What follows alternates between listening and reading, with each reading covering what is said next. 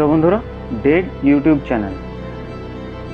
আচ্ছা বলুন তো, একটা ডেড মানুষ মানে মৃত মানুষ আর একটা ডেড ইউটিউব চ্যানেল মানে একটা মৃত ইউটিউব চ্যানেল, এই দুটোর মধ্যে পার্থক্য কোথায় আছে?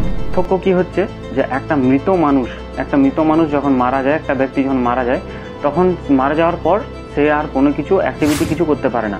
মানে কি, সে কোনো কাজকর্ম করতে পারবে না, ওঠা চলা করতে পারবে না, কিছুই কাজ করতে পারবে না, সে পড়েই থাকবে। আর নেক্সট যেটা আমাদের টপিক, যে ডেড ইউটিউব চ্যানেল, সেই ডেড ইউটিউব চ্যানেল মানে একটা মৃত ইউটিউব চ্যানেল। সেটা কি সেরকম টাইপেরই যে সেটা কাজ করতে পারবে না? না, সেটা তো নয়। আমাদের একটা ডেড ইউটিউব চ্যানেলে আমরা কি করি, ভিডিও যদি আমরা আপলোড করতে চাই তো ইউটিউব কি আমাদেরকে আটকে দেয়? ইউটিউব কি আমাদের বলে যে না, আপনি আপলোড করতে পারবেন না? সেরকম তো হয় না।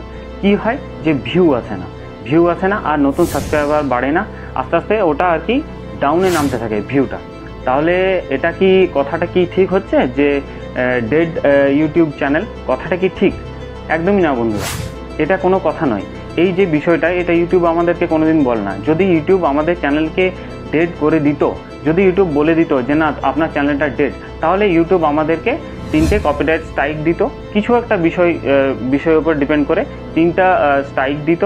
তাছাড়া আমাদের চ্যানেলটা টার্মিনেট করে দিত, ডিলিট করে দিত। কিন্তু ইউটিউব তো সেটা করেনি।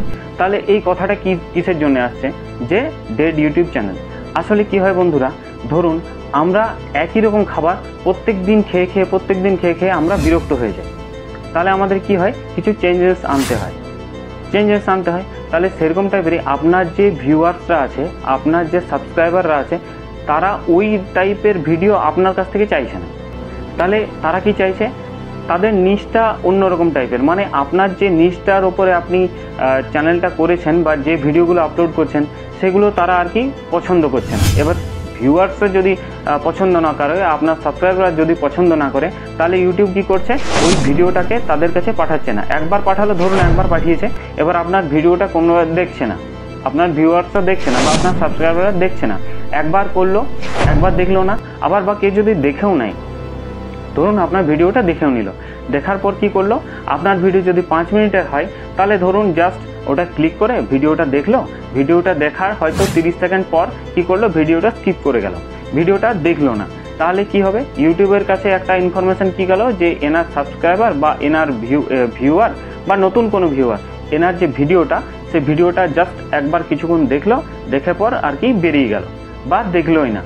তাহলে আপনার যে ভিউ মানে আপনার ইউটিউবের কাছে যেটা ইনফরমেশনটা গেল, সেটা কি খুব ভালো গেল? না, গেল না। তার মানে ইউটিউব তো আর কোনো আর কি ব্যক্তি নয়, একটা পুরো মেশিনের ব্যাপার আছে, ঠিক আছে? তো তার কাছে কি ইনফরমেশন গেল যে না, এই ভিডিওটা হয়তো ঠিক নয়, এই ভিডিওটা হয়তো সেরকম কিছু ভিডিওর মধ্যে সেরকম কিছু নেই, যার জন্যে ভিউয়ার্সরা দেখছে না। তাহলে এই যে বিষয়টা আপনাকে বুঝতে হবে। আর এরপরের থেকে আর বারবার বলবেন না যে আমার চ্যানেলটা ডিলিট হয়ে গেছে বা ডেড হয়ে গেছে, আমার চ্যানেলটা ভিউজ আসছে না।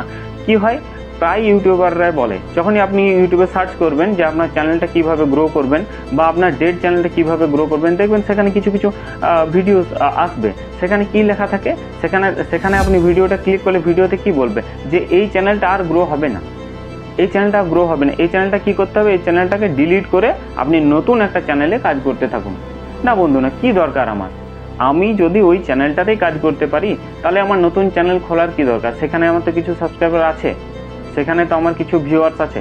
তাহলে কি করতে হবে, তাহলে আমাদেরকে ব্রেক নিতে হবে। কথাটা আবার রিপিট করছি, আমাদেরকে ব্রেক নিতে হবে। আমাদের এখন বর্তমান দুনিয়াতে আমরা কি হচ্ছে, কন্টিনিউ কাজ করে যাচ্ছি, আমাদের কোনো ব্রেক নেই, আমরা দিনের পর দিন কাজ করেই যাচ্ছি। আপনি যদি নিউ কন্টেন্ট ক্রিয়েটার হন বা আপনি যে ক্যাটাগরিরই আর কি একজন ইউটিউবার হন, আপনি যে ক্যাটাগরির ভিডিও আপলোড করুন, আপনি তো করেই যাচ্ছেন ভিডিও, কিন্তু ভিউজ আসছে না। আপনি ভেবে নিয়েছেন যে আমার চ্যানেলটা ডেড হয়ে গেছে। তাহলে আপনাকে কি করতে হবে, আপনাকে ব্রেক নিতে হবে। ব্রেক নেন, তারপর আপনি নতুন করে ভাবনা চিন্তা করুন যে আপনার যে নিশটার উপরে আপনি ভিডিওগুলো করতেন, আপনি যে বিষয়টার উপর ভিডিওগুলো করতেন, সেই বিষয়টাকে চেঞ্জ করার চেষ্টা করুন। আপনি ভাবুন, ইউটিউবটাকে নিয়ে একটু ভাবুন। দেখুন কি হতো আগেকার দিনে, এখনও হয়, আমরা যারা স্কুলে পড়তাম বা এখন যারা স্কুলে পড়ছেন, যারা দেখছেন ভিডিওটা, যারা যদি তারা স্কুলে পড়েন, তো কি হয়, গ্রীষ্মের সময় আমাদের 2 মাস ছুটি দেওয়া হয়। সেই ছুটিতে আমরা কি করি, আমরা কেউ মামার বাড়ি যাই, কেউ মাসির বাড়ি যায়, কেউ কোনো আত্মীয়র বাড়ি যায়। কি হয়, এই যে যাওয়ার ফলে কি হয়, আমাদের যে ওই একঘেয়েমি জীবনটা থেকে একটু আমরা বেরিয়ে আসি। কি হয়, আমাদের মাইন্ডটা ফ্রেশ হয়।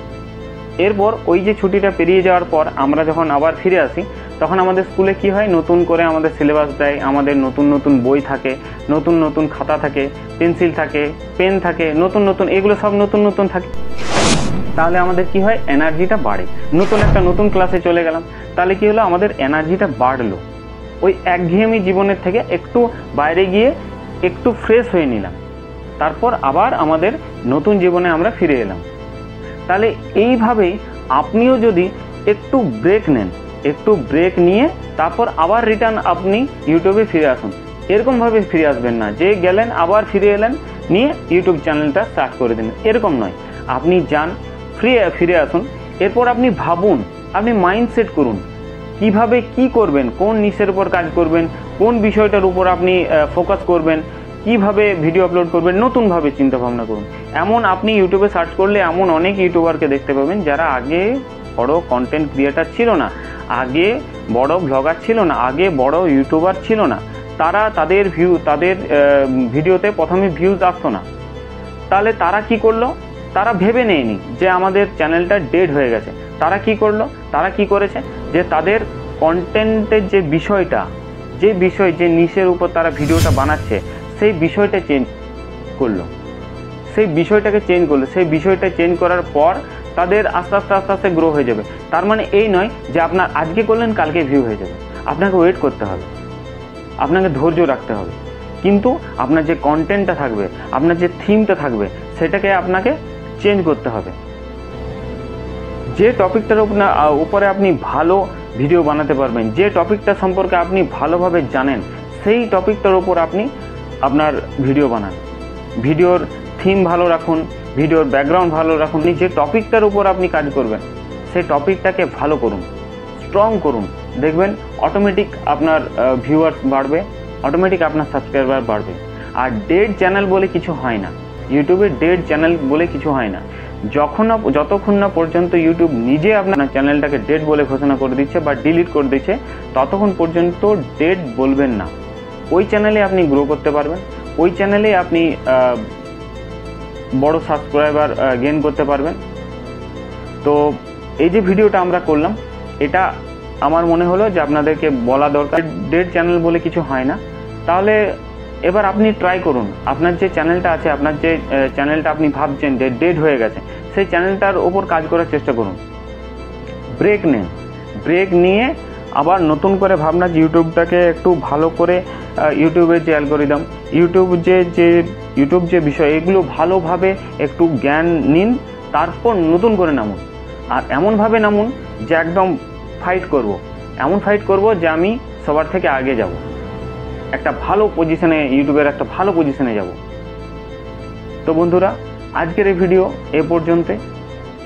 এই ভিডিওতে যদি আপনার কোথাও ভালো লেগে থাকে, কোনো একটা জায়গায় যদি আপনি এনকারেজ বোধ করেন, যদি মোটিভেশন বোধ করেন, তো প্লিজ এই চ্যানেলটাকে সাবস্ক্রাইব করে দেন, লাইক করুন, কমেন্ট করুন। দেখা হবে নেক্সট ভিডিওতে।